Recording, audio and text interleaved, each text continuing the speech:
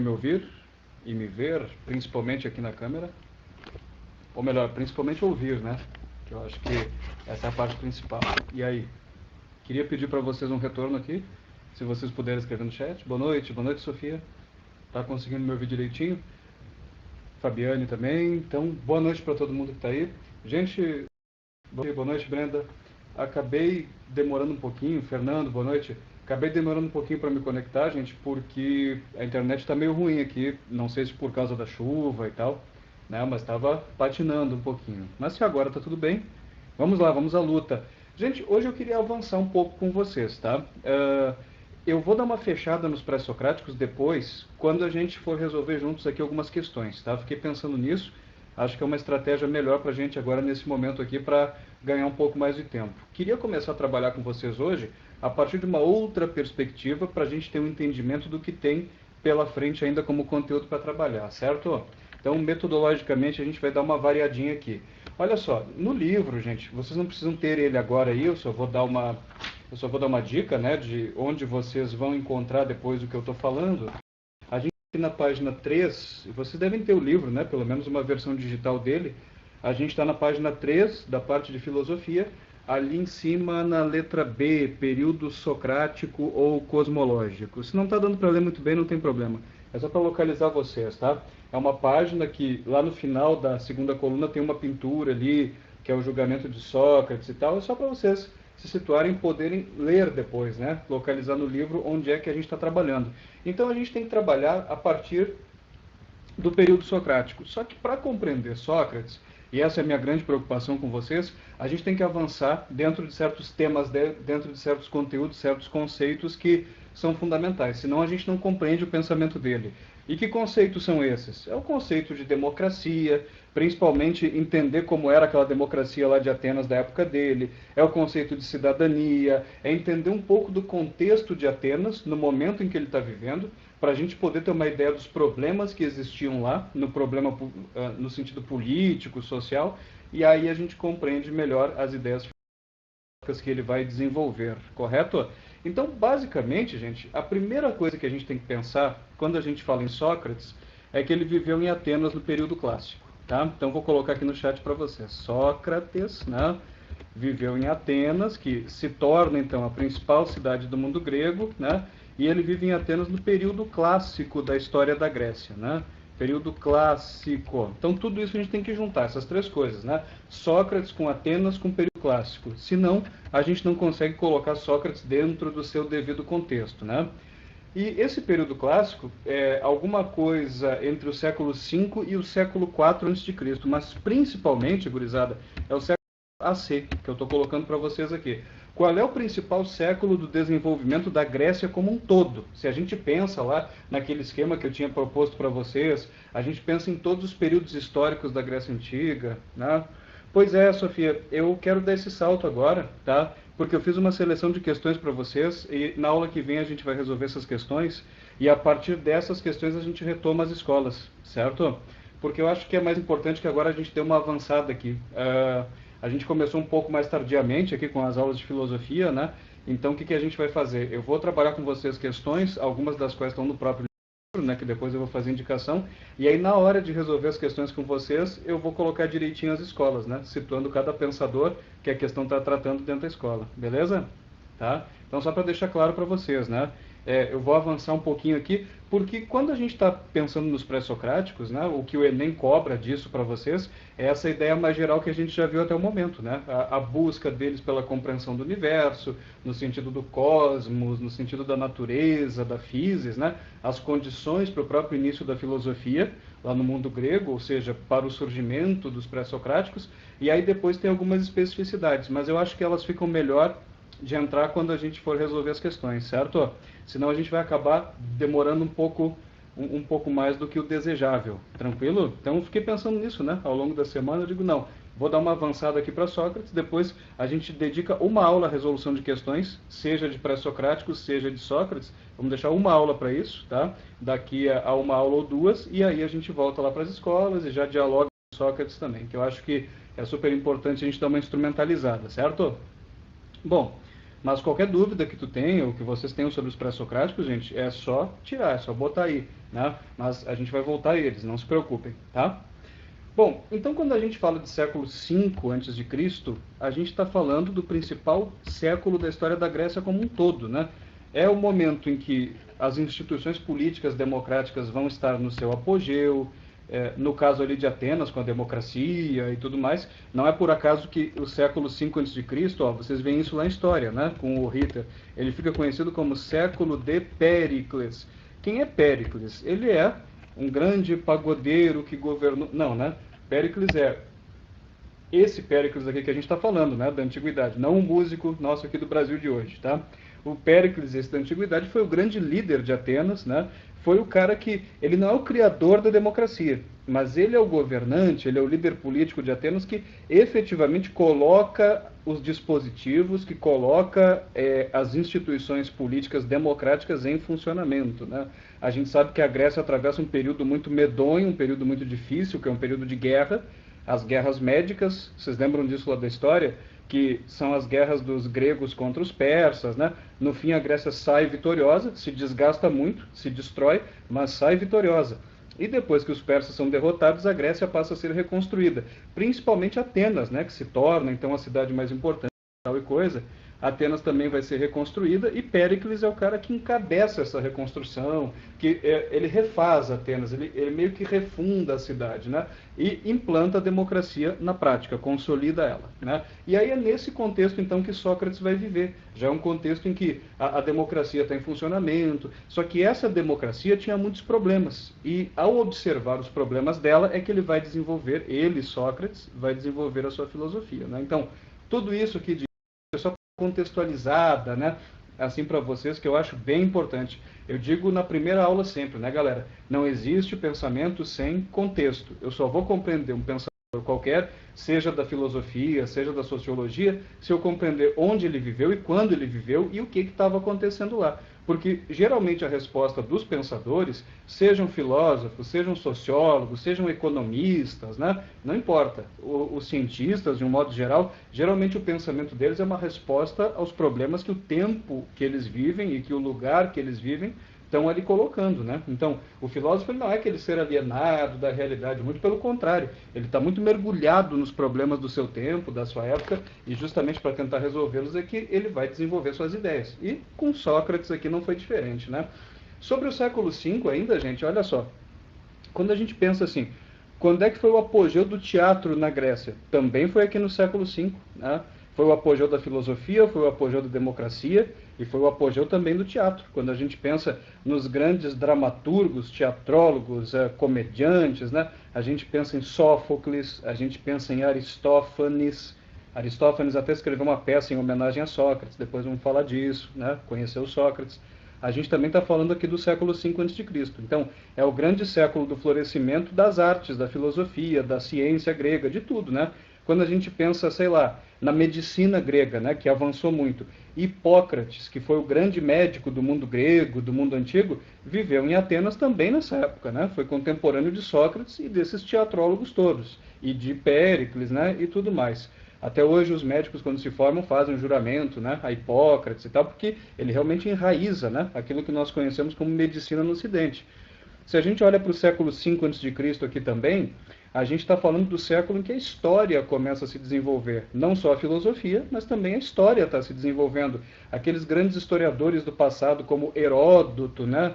E também Tucídides, que vem um pouquinho depois, também estão vivendo nesse período. Então, o que eu quero mostrar com isso para vocês? A filosofia vai chegando no seu ponto máximo, vai chegando no seu apogeu, no momento em que a Grécia como um todo está chegando no seu apogeu, e dentro da Grécia, mais especialmente Atenas está chegando no seu apogeu. Depois vem a crise, a Grécia se desfaz, mas esse momento que a gente está falando é o clímax, né? É o ponto máximo do desenvolvimento. Entenderam? Então, vamos situar Sócrates dentro do seu devido contexto.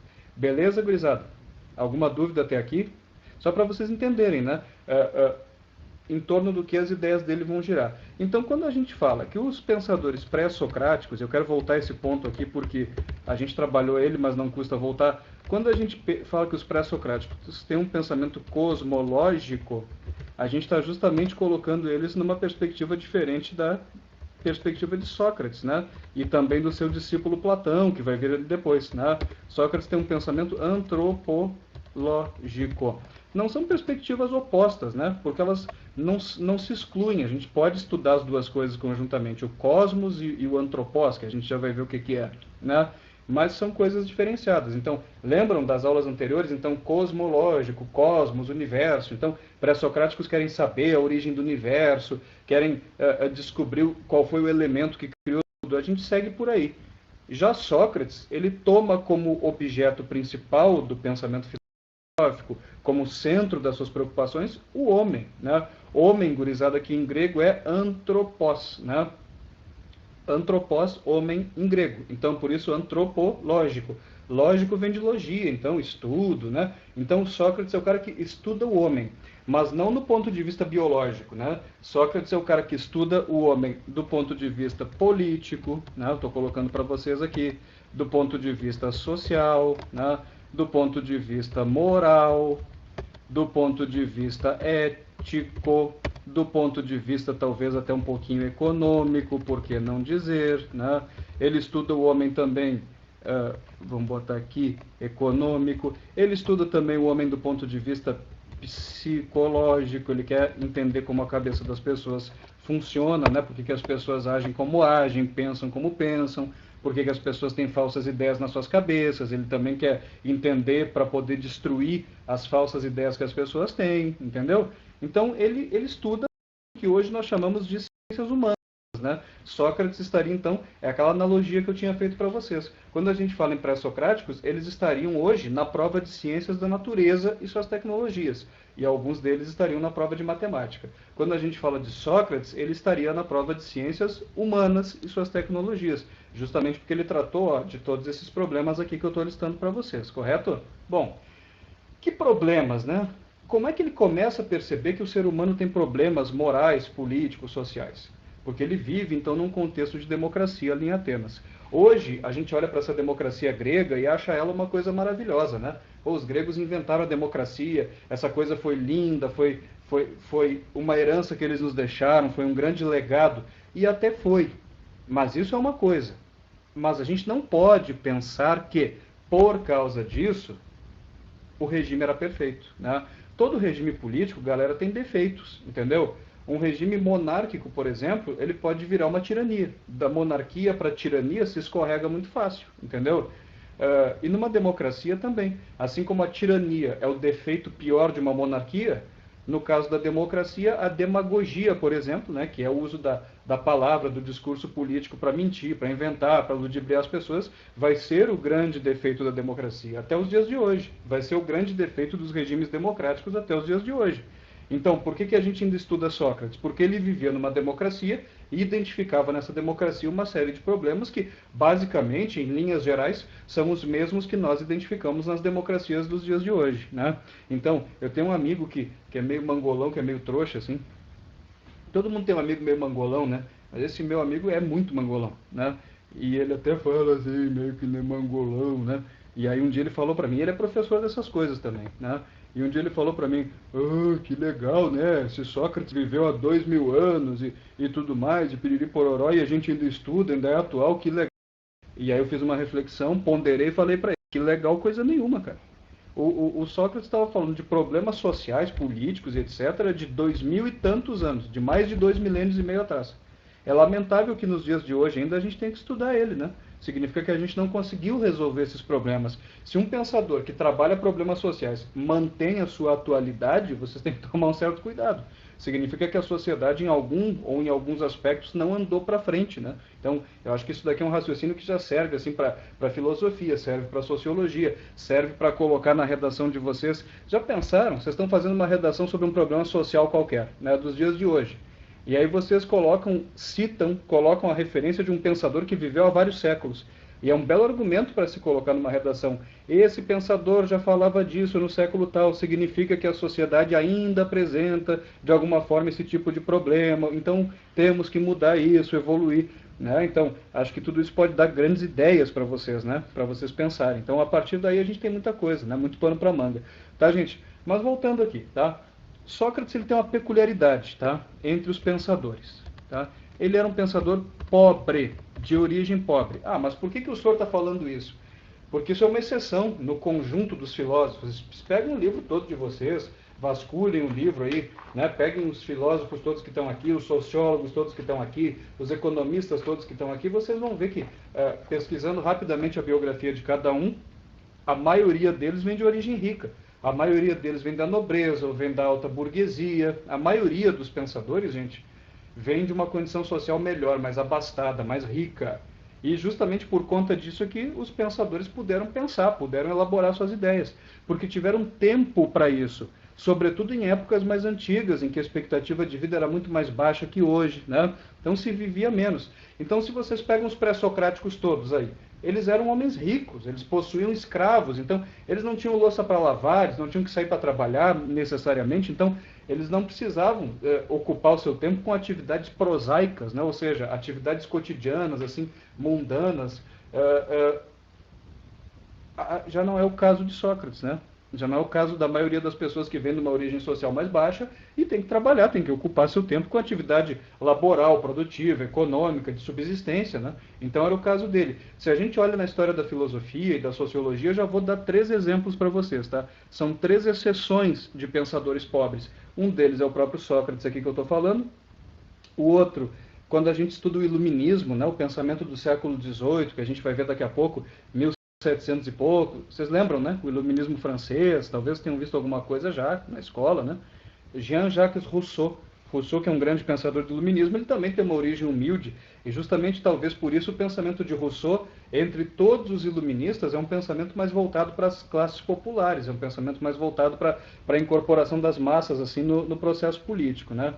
E o terceiro é o fundador da sociologia, que era um cara chamado Augusto Comte. Já ouviram falar dele? A gente também vai estudá-lo aqui, quando a gente iniciar, né, o conteúdo de sociologia a gente vai ver. Então, Sócrates, Jean-Jacques Rousseau, Augusto Comte são pensadores pobres. Então, tiveram muita dificuldade para se fazerem reconhecidos nas suas devidas sociedades, para suas ideias poderem ser veiculadas. Era muito mais difícil, né, do que hoje publicar um livro. Não foi o caso de Sócrates, mas foi o caso dos outros dois. Agora, Sócrates se tornou um grande filósofo porque viveu bastante. Então essa é uma peculiaridade aqui da vida dele. Gente, Sócrates nasce por volta de 469, né, evidentemente antes de Cristo, e morre ali por volta de 399 AC, 399 antes de Cristo, beleza? Olha só. Então se vocês fazem uma conta rapidinha, aí vocês vão ver que ele viveu 70 anos. Então, 70 anos hoje não parece uma coisa muito significativa, né? Aqui no Brasil, nos últimos anos, nas últimas décadas, a expectativa de vida até aumentou, né? E tudo mais. Mas 70 anos na Antiguidade Grega era realmente muita coisa. A expectativa de vida ela nem chegava aos 40. E se eu contar alguns detalhes da biografia para vocês, é mais surpreendente. Por exemplo, Sócrates lutou nas guerras médicas, então ele é um veterano de guerra. Então, ele viveu bastante, sobreviveu à guerra contra os persas, né? Então, a vida dele é bem interessante. Ele era um cara muito forte, né? E teve a sorte também de não morrer de alguma outra coisa. E vive até os 70 anos. E até poderia ter vivido mais. A gente vai ver que por causa das ideias dele, ele acaba depois sendo condenado à morte e morre, né? Assim aos 70 anos de idade. Então, por causa disso é que ele pôde filosofar. Por quê? Nos últimos 10 anos de vida dele é que ele teve tempo para fazer isso. Ele era soldado, gente. Então, qual é a profissão de Sócrates? Soldado raso do exército ateniense. E dada a condição social mais humilde dele, ele nunca passou de soldado, nunca subiu de posição naquele exército, naquela hierarquia, e se aposentou como soldado aos 60 anos, ali por volta dos 60 anos, que já era bastante idade, portanto, para os padrões da época. Mas ainda viveu mais 10 anos, e nesse último decênio, nessa última década da vida dele, é que ele vai se tornar o pensador consagrado, justamente porque ele teve uma coisa chamada tempo, gurizada. Tempo. Vocês já ouviram essa expressão, essa palavra aqui, ócio? Vejam que ao redor de Sócrates tem muita coisa para a gente debater, que é filosófica, que é sociológica, que é histórica. Ócio, gente, ócio. Parece uma palavra meio feia, né? É a pessoa que está desocupada, né? Se vocês olham a lei brasileira que fala de reforma agrária, né? Diz assim, as famílias de agricultores sem terra serão assentadas nas terras ociosas, né? Então, ociosas é com o mesmo significado de improdutivas, com essa mesma conotação. Então, o ócio, ele dá para nós, numa sociedade capitalista, uma ideia ruim, uma ideia de improdutividade. Só que o ócio, Lá para os gregos era diferente. O ócio, gente, é a coisa mais necessária que a gente tem para pensar, né? Porque boas ideias, porque criar doutrinas, criar sistemas de pensamento, ou até um cientista, por exemplo, poder pensar, poder fazer seu trabalho, né, suas reflexões, ele necessita de um tempo livre disponível para isso, e que até hoje a maior parte dos trabalhadores comuns, assalariados, não tem. Tem até um livro de um filósofo italiano atual, esse livro é dos anos 2000, chamado Domenico de Masi, né? E o nome do livro dele é O Ócio Criativo, porque justamente no ócio que a gente tem a criatividade. Eu tenho certeza que a maior parte das boas ideias de vocês têm naqueles instantes antes de pegar no sono, quando estão deitadas ou deitados na cama, assim, né? Ou quando estão tomando banho, fazendo alguma outra coisa desse tipo, porque é justamente o momento que vocês não estão sendo observados e coagidos pela sociedade no sentido de produzir algo. A sociedade tem uma cisma, né? Desde que a gente é criança, se tu está sentado no sofá olhando para o teto, parece que tu está doente, a tua avó cisma contigo.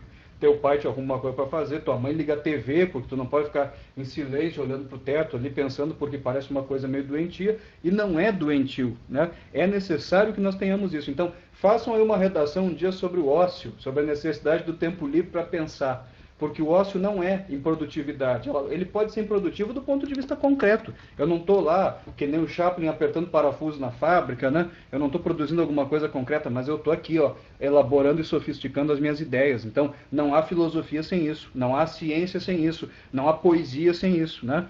A grande intelectual do ser humano, ela necessita de um tempo, né? As boas ideias não vêm do nada. Mesmo a maior das ações, tu precisa de um tempo para lapidar aquela ideia que veio, né, e tudo mais.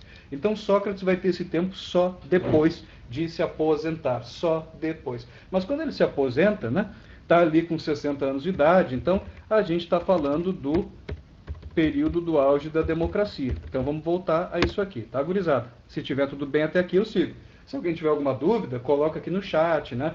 Isso tudo que eu estou falando para vocês são temas adjacentes, mas ao mesmo tempo essenciais para outros conteúdos, né? Essenciais para outras coisas que a gente for ver, né? Essas discussões sobre democracia, ócio, né? O tempo livre de produzir, de não produzir, tudo isso é indispensável também. Então, tudo que eu estou falando para vocês faz parte do conteúdo, tá? Tudo, absolutamente tudo. Então, aquela dica que eu dou para vocês e mantenho sempre, ó, caneta na mão, lápis na mão, papel, anotem, né? Uma palavrinha que eu falei, anota aí ócio, né? E depois pensa sobre isso, pensa em tematizar isso na tua cabeça, né? Isso pode te ajudar. Então, vamos lá. Democracia, então, é uma coisa que se implanta no mundo grego devagarinho, né? E se implanta por causa das guerras médicas. As guerras médicas, gente, aquilo foi uma coisa avassaladora, né? Os persas estão vindo invadir, vão engolir a Grécia toda, né? Eles são um exército muito poderoso, eles têm reis, Dario, Xerxes, etc., muito ambiciosos também. E ali em Atenas é preciso do engajamento de todo mundo na defesa da cidade. Então, todo mundo que tinha um certo destaque na sociedade participa, generais, comerciantes. Depois, quando a guerra acaba, digamos que os atenienses eles já tinham se acostumado com essa ideia de mais gente participando da tomada de decisões. Então, eu não tenho tempo aqui de explicar isso para vocês com tanto detalhe, né?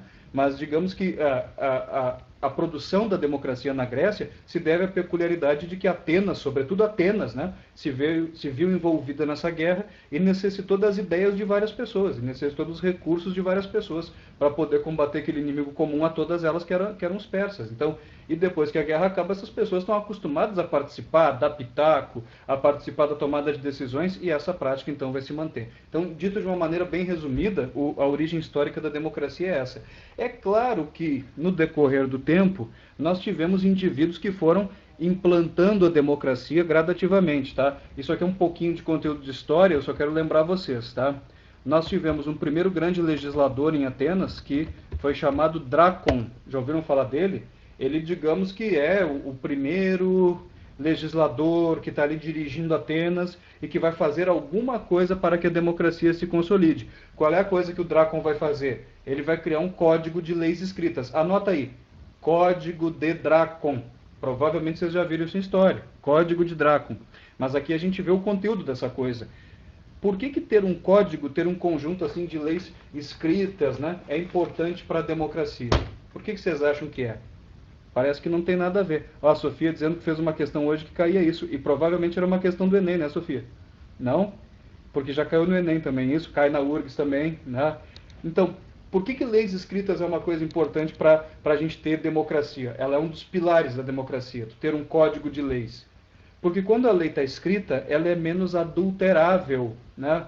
Vou explicar rapidamente. Imagina que nós temos leis e que as leis são todas orais, né? São todas orais, não está escrito em lugar nenhum para consulta, né? Então cada pessoa argumenta e manipula os demais enjambrando, inventando coisas ali, né?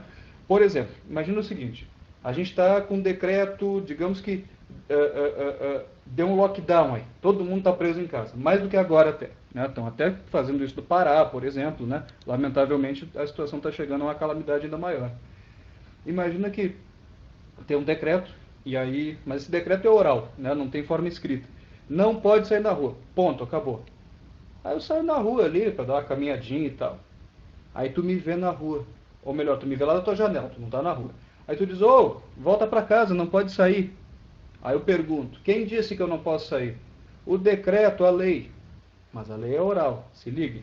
Aí eu digo assim, não, é que tu não sabe do decreto todo, sabe que o decreto diz, olha, não pode sair, realmente, exceto se for segunda-feira. Essa parte tu não sabe. Que dia é hoje? Ah, hoje é segunda. Pois então hoje eu posso sair. E tu não vai ter onde consultar para saber se eu estou te enrolando ou não e eu vou continuar na rua. Ou seja, isso não permite uma igualdade muito grande de cidadãos. Agora, quando a gente tem leis escritas, tu pode consultar a lei e dizer, olha, não tem nada, não tem coisa nenhuma sobre segunda-feira aqui, então volta para casa, senão eu vou te denunciar. A gente ter leis escritas ajuda a dar uma certa igualdade entre os indivíduos. E Sofia, provavelmente o que caiu naquela tua questão como alternativa correta era essa palavra aqui, ó, isonomia, não era? Iso, que significa igual, igualdade, né? Vocês têm isso até em química, esse prefixo isométrico, isobárico, isotérmico, né? E nomia vem de nomos, que é norma, lei, regra, né? Então, é igualdade perante a lei. Quando a gente fala em isonomia, a gente fala de um princípio que até hoje está sendo dito, né? Quando a gente olha a Constituição brasileira, por exemplo, a Constituição atual, a Constituição de 88, né, que ainda está vigente, tem o artigo 5º da Constituição que diz assim, todos são iguais perante a lei, independente de sexo, gênero, profissão de fé, piriri pororó. Então, igualdade perante a lei é o mesmo que isonomia. Então, tendo leis escritas, a gente tem uma possibilidade maior de igualar os cidadãos dentro da mesma lei. Né? Beleza? Então, por isso Drácon contribuiu. Depois, a gente teve um outro legislador importante em Atenas chamado Solon. Né? Quem é Solon? Né? Grande legislador também. Ele era tio de Platão, hein? Platão vem a ser o principal de Sócrates, nós vamos ver depois. E Solon era tio de Platão, Platão vinha de uma família bem aristocrática. E Solon também fez coisas importantes lá em Atenas para ajudar a democracia a se implantar. Por exemplo, Solon acabou com a escravidão por dívidas, né? Pô, numa sociedade em que tu não tem mais escravidão por dívida, tu já tem uma possibilidade maior de democracia, né? Porque o indivíduo que era escravizado, ele perdia a sua cidadania, compreendeu? Então, diminuiu o número de cidadãos e isso prejudicava o funcionamento do processo democrático. Né? Estou te devendo uma grana, não consegui pagar, tu me escraviza. Ao ser escravizado por um tempo até pagar essa dívida, eu não estou participando da elaboração das leis, eu não estou participando da tomada de decisões. Né? Então, tu reduz a possibilidade da cidadania quando tu tem uma escravidão desse tipo. Né? A gente transpusesse isso para o Brasil de hoje, por exemplo, em que nós temos mais de 40 milhões de pessoas com o nome sujo no SPC, Serasa, nós teríamos 40 milhões de cidadãos a menos, gurizada, podendo praticar a cidadania, e desses 40 milhões, quantos são eleitores ou eleitoras, né? Então, quanto eleitor a menos teria ali, né? Enfim, quanto candidato a menos teria saindo, né, desses 40 milhões. Então, claro que uma escravidão por dívida prejudicava, né, o desenvolvimento da democracia. O que mais que Solon fez? Solon criou um tribunal popular para as pessoas serem julgadas de uma maneira mais justa, né? Mais tarde, o próprio Sócrates vai ser julgado nele e condenado à morte. O nome desse tribunal era Elieu, assim com H, né? E eu já coloquei para vocês aqui no chat, tá? Se vocês estão vendo direitinho. E principalmente, gurizada, Solon criou o critério censitário de participação política. Censitário. Então, critério censitário. Para poder participar, para poder ser cidadão, tu tinha que ter alguma renda, alguma propriedade, alguma coisa assim. E isso, por pareça, aumentou a democracia lá. Aumentou o número de cidadãos. E, portanto, aumentou a democracia. Aí vocês podem me perguntar, tá, senhor, mas como assim? Quem é que lembra da história do Brasil? Vamos fazer um paralelo. A gente tem Dom Pedro I, e Dom Pedro I faz a independência do Brasil.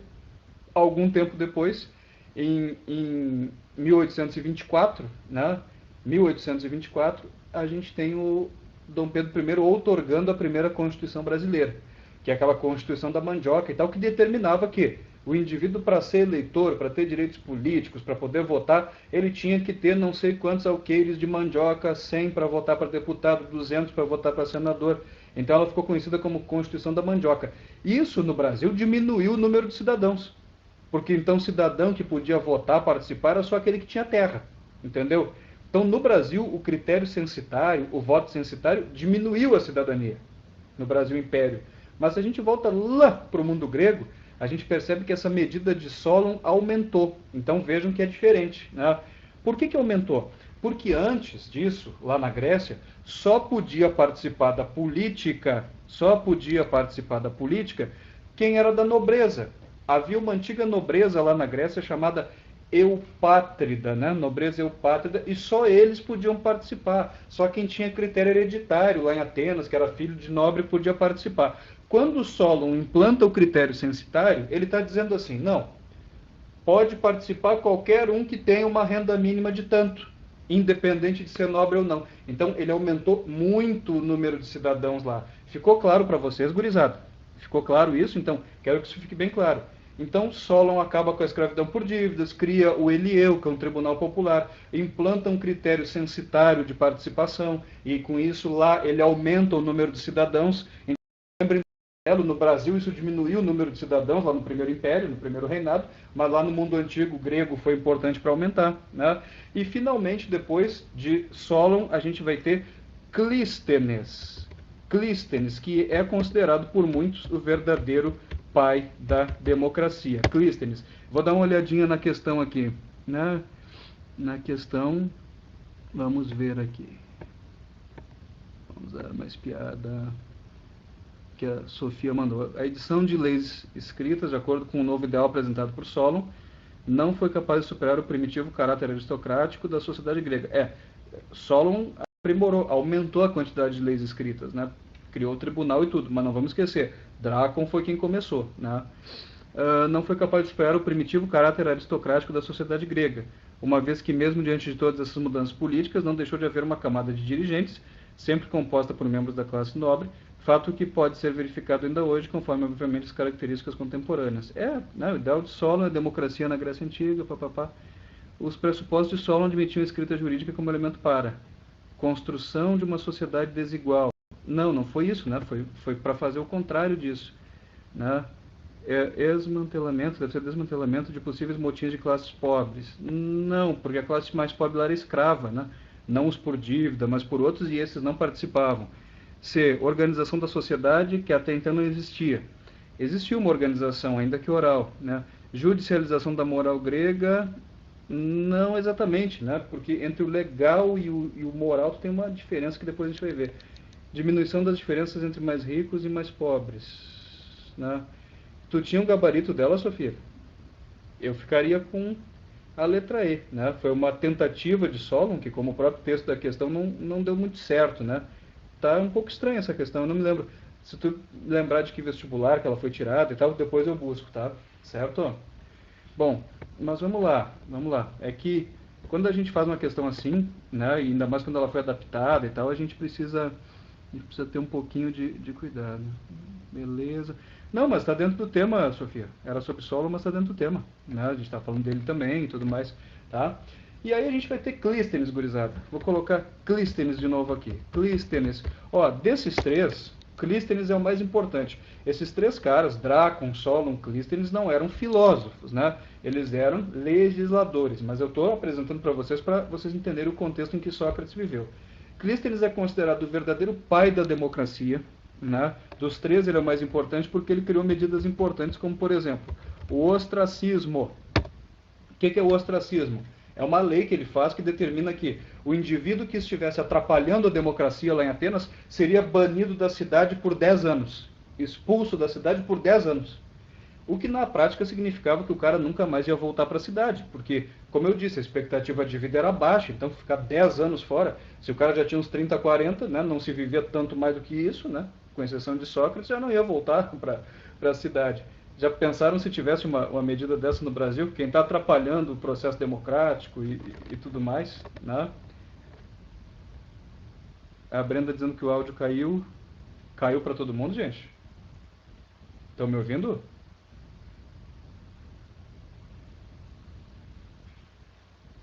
Não está me ouvindo?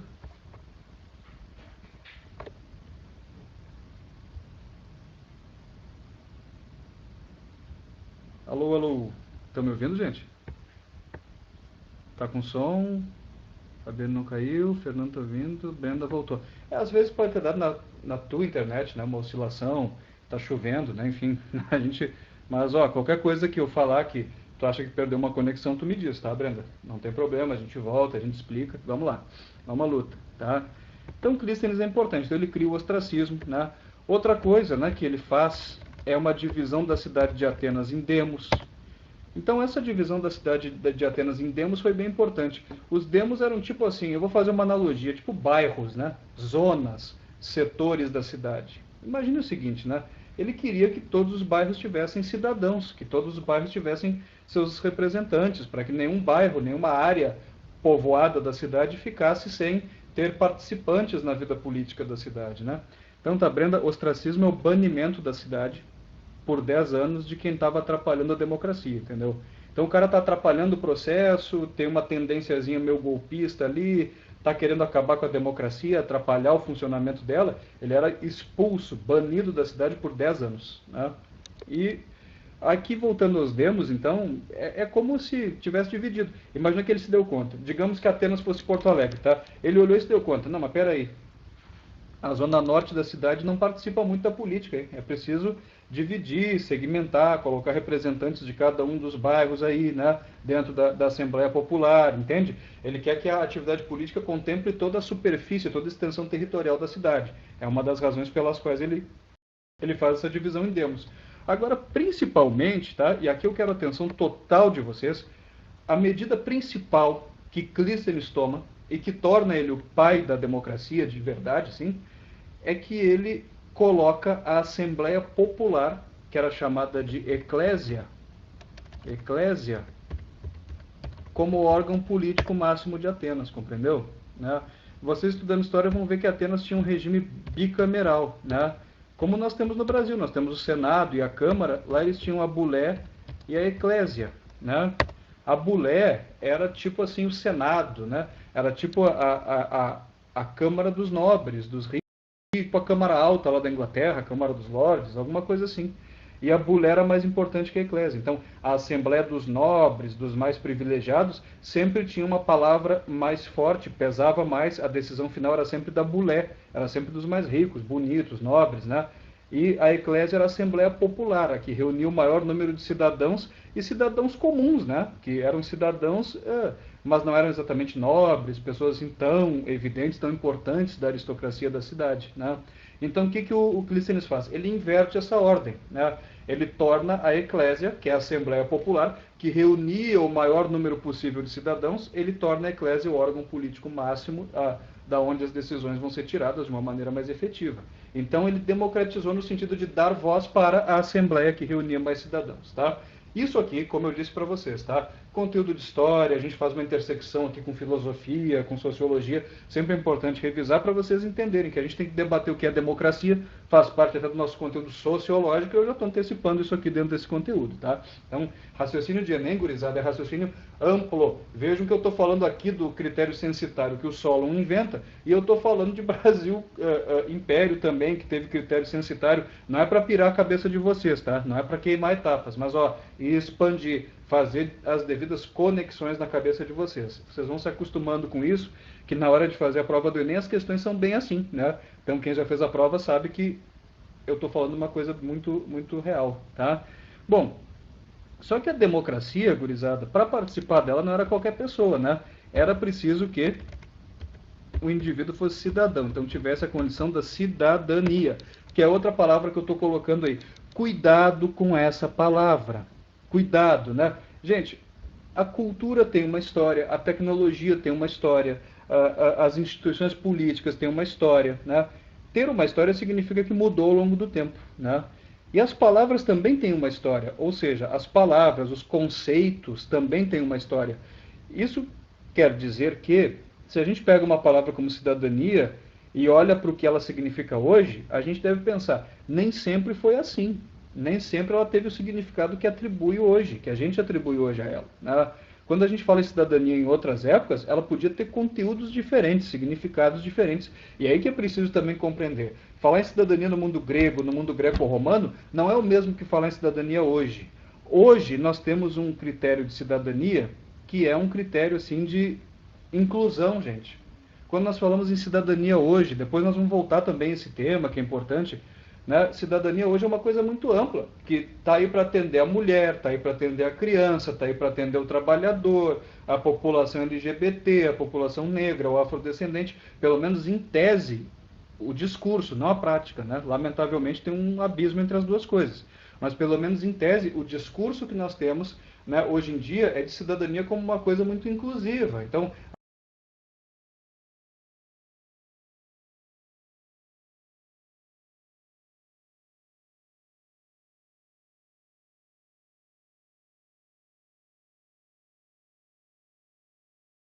bom, faz parte, essas coisas acontecem, tá? Mas só para a gente ir se encaminhando para o final, né? A aula de hoje, então, é uma definição de conceitos importante para vocês, né? Eu estava falando de cidadania, tá? No momento que eu caí. E eu dizia para vocês que falar de cidadania hoje não é o mesmo que falar de cidadania na antiguidade. Que a gente tem que entender que hoje cidadania, pelo menos em tese, pelo menos no discurso, né, é uma coisa muito inclusiva, muito bonita, muito ampla. Todo mundo tem que ser cidadão, né? São ideias que até da Revolução Francesa para cá se reforçam, né? Com a Declaração de Direitos do Homem e do Cidadão, com os direitos humanos, beleza, né? Então o que é cidadania? É ter direitos, né? Direito a ter direitos, daria para dizer assim também. Mas quando a gente fala em cidadania lá no mundo grego, antigo, dessa época aí que a gente está falando, século V a.C., Grécia, cidadania não é a mesma coisa que hoje. Cidadania naquele tempo era uma coisa muito restrita. Ela estava muito mais para um privilégio do que para um direito. E com isso eu quero dizer para vocês o quê? A quantidade de cidadãos lá em Atenas era muito pequena. Então, essa democracia não era uma coisa assim tão, nossa, que maravilha, todo mundo participando. Não era. A gente sabe que não era assim, né? Até porque, gurizada, ó, para ser cidadão lá em Atenas nessa época, a gente tinha que ter alguns requisitos básicos, fundamentais. Primeiro requisito, né, que a gente já pode colocar para discutir, né? O primeiro requisito para ser cidadão, e eu estou masculino porque era isso aí mesmo, era ser homem, né? Ser homem. Mulheres não tinham cidadania lá em Atenas naquele tempo, né? Ser homem. Então eu já posso dizer para vocês que mais de 50% da população de Atenas não possuía cidadania, né? Porque mais de 50%, mais da metade, portanto, da população de Atenas era de mulheres. E como é que eu sei disso? Eu não tenho censo daquela época, né? Mas eu tenho um dado que é elementar. As guerras médicas tinham recém acabado, né? Então é claro que o número de homens que morreram na guerra era muito grande. É evidente que lá em Atenas tinha muito mais viúvas do que viúvos. É evidente que em Atenas tinha muito mais crianças órfãs de pai do que de mãe. Então as mulheres eram a maioria daquela população. Talvez fossem 2/3 da população nesse imediato pós-guerra, né? Pós-guerras médicas. E ainda assim não podiam participar. E isso é um entulho que ficou até os dias de hoje. Vamos fazer um outro paralelo, para vocês também é importante, redação, para essa coisa toda. Galera, quando a gente fala de democracia hoje, cidadania hoje, em tese, homens, mulheres têm direitos políticos. Mas vocês já notaram como é baixa a participação política das mulheres ainda hoje, no Brasil, no mundo? Mas vamos tomar o caso brasileiro especialmente.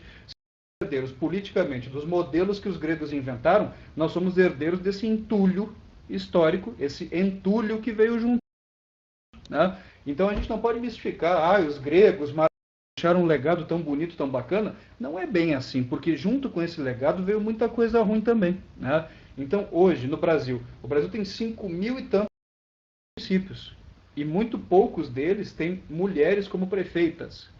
Eu desconheço qualquer um desses municípios brasileiros que tenha uma Câmara de Vereadores, por exemplo, que tenha mais mulheres do que homens. Acontece que no Brasil também a população feminina é maior. A população de mulheres no Brasil é maior do que a população de homens, né? E se nós temos uma democracia que se diz representativa e muito cidadã e muito democrática, é claro que por uma questão de lógica, teria que ter até mais mulher na política do que homem, mais vereadora que vereador, mais deputada federal ou mais senadora do que senador homem lá no Congresso Nacional. Mas não é isso que acontece. Nós tivemos até hoje uma presidenta da República, uma governadora do estado aqui no Rio Grande do Sul, mulher, né? Nós tivemos até hoje nenhuma mulher, na verdade. Não tivemos como prefeita aqui de Porto Alegre, né?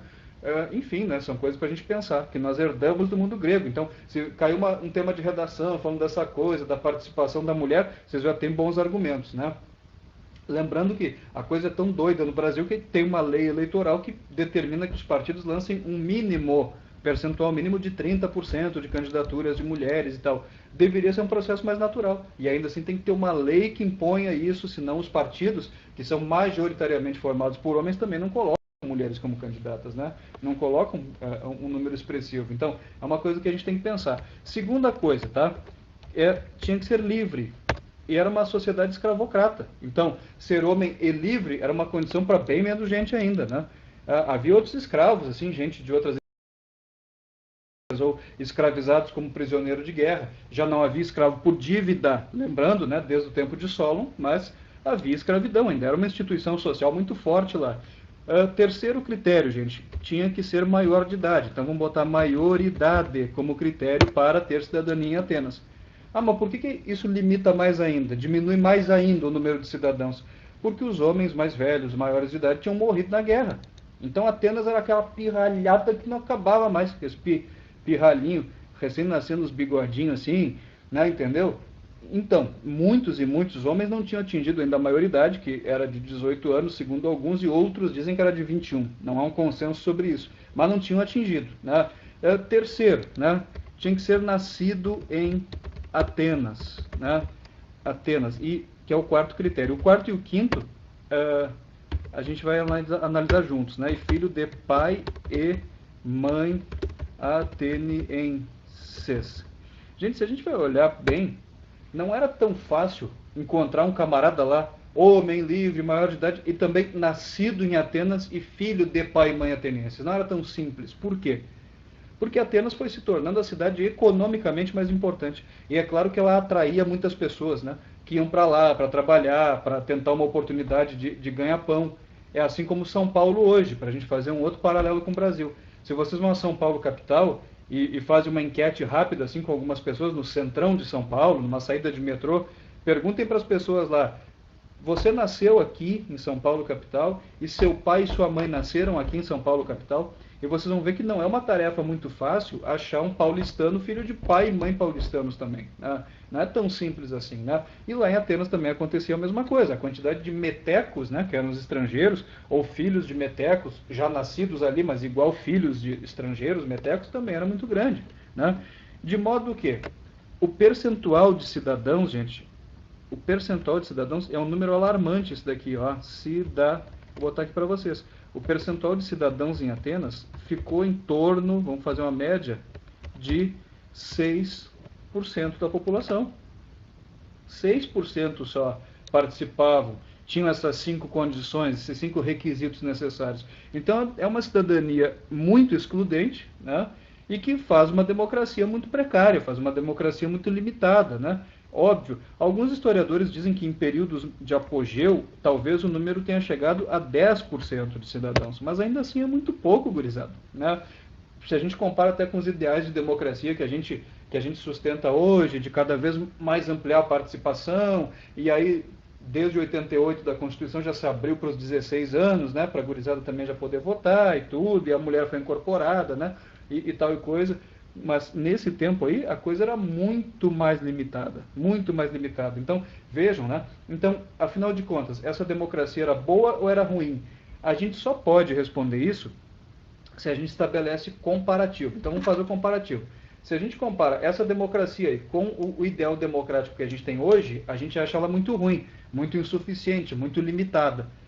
Mas ela foi a primeira experiência democrática do mundo, por outro lado, né? Dá para dizer isso. Se a gente compara a democracia dos gregos atenienses aí dessa época, com esses critérios todos, com esse mecanismo todo de funcionamento, com os povos diferentes dos gregos, ou até mais velhos, a gente vai ver que até foi uma grande coisa essa democracia. Vejam só, lá no Egito Antigo, por exemplo, tu não tinha essa coisa. Então era um faraó que decidia da sua cabeça o destino de um império inteiro. Então não tinha possibilidade de democracia nenhuma lá, né?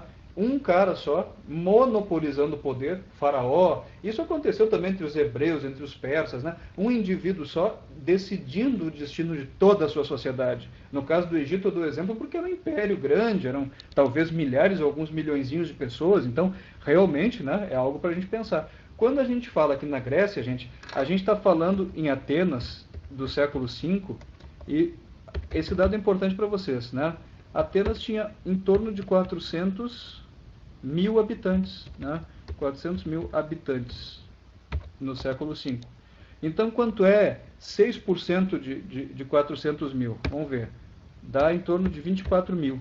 Tá? Então, havia 24 mil cidadãos, né, entre os 400 mil habitantes.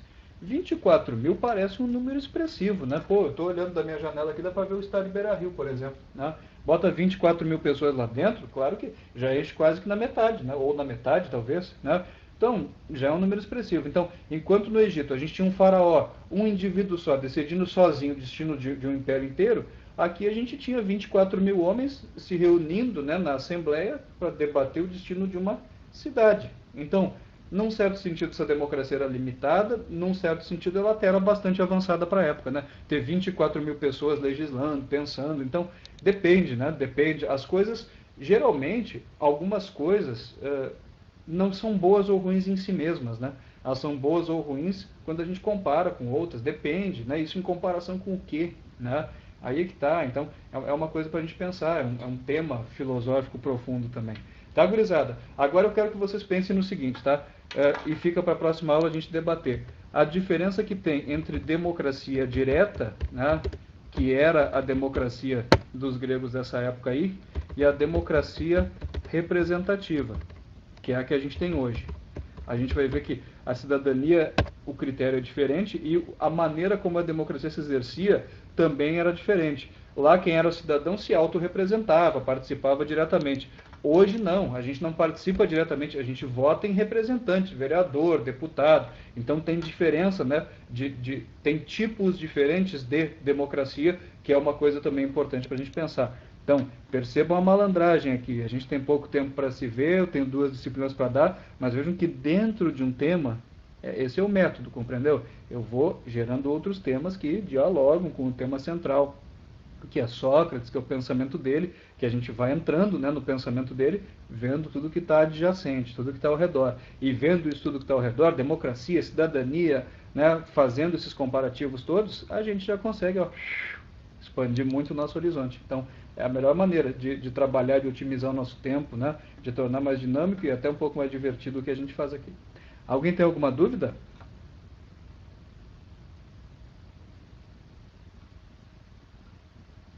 Elieu e censitário. Posso sim, Sofia.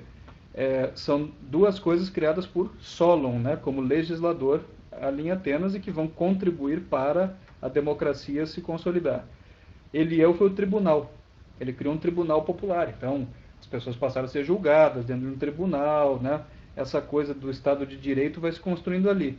E o censitário é que o critério para ser cidadão passou a ser a renda. Antes disso, não.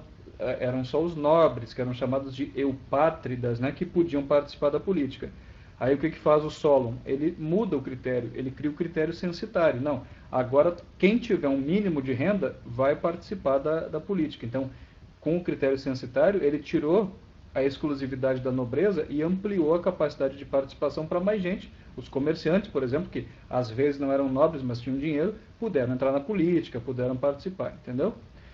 O Fernando pergunta, nas outras cidades-estado era oligarquia mesmo, só Atenas tinha democracia? Só Atenas do que nos interessa aqui, de nada, Sofia, precisando estamos aí. Só Atenas, né? Algumas outras cidades que mais tarde vão ter uma influência de Atenas e tal, até começam a arranhar um regime parecido com o democrático, mas não dá tempo, né? Porque vem a Guerra do Peloponeso, um pouco depois, arrebenta a Grécia toda, ela é invadida pela Macedônia e acaba. Mas quando a gente fala em democracia, a gente está falando de uma prática que no sentido que nos interessa, ela demarca Atenas, a cultura de Atenas. Em outras não, a gente tinha oligarquia, a gente tinha, olha como era complexo, por exemplo, o poder ali em Esparta, né? O que era o poder ali em Esparta? Tá, a gente pode dizer que era uma oligarquia, que era um grupo de guerreiros, e aí tu tinha dentro disso uma gerontocracia, que eram os mais velhos, né? Que tinham a palavra máxima em certos temas, então havia outros mecanismos assim de poder. Quando a gente fala em democracia, a gente está falando sobretudo de Atenas, né? E nesse período aqui, quando a gente fala também de teatro, de história, de medicina, né, de literatura, a gente está falando também de Atenas. Então, ela se torna culturalmente o coração do mundo antigo, né, durante esse século V a.C. Culturalmente, politicamente, tudo mais. Certo? Mais alguém tem alguma dúvida?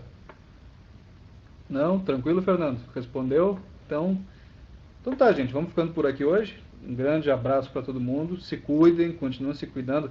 Galera, a gente está aqui com vocês, tá? Não desanimem, não desanimem. Nós estamos aqui permanentemente, nós professores, direção, né? Estamos aí conversando, aprimorando cada vez mais o trabalho. Tem que render, o Enem está aí, mas dia menos dia vai aparecer para vocês e a gente usa esse nosso tempo para nos prepararmos. Ó, não deixem a peteca cair, tá, gurizada? Não desanime, tá? A gente está aqui para ajudar vocês.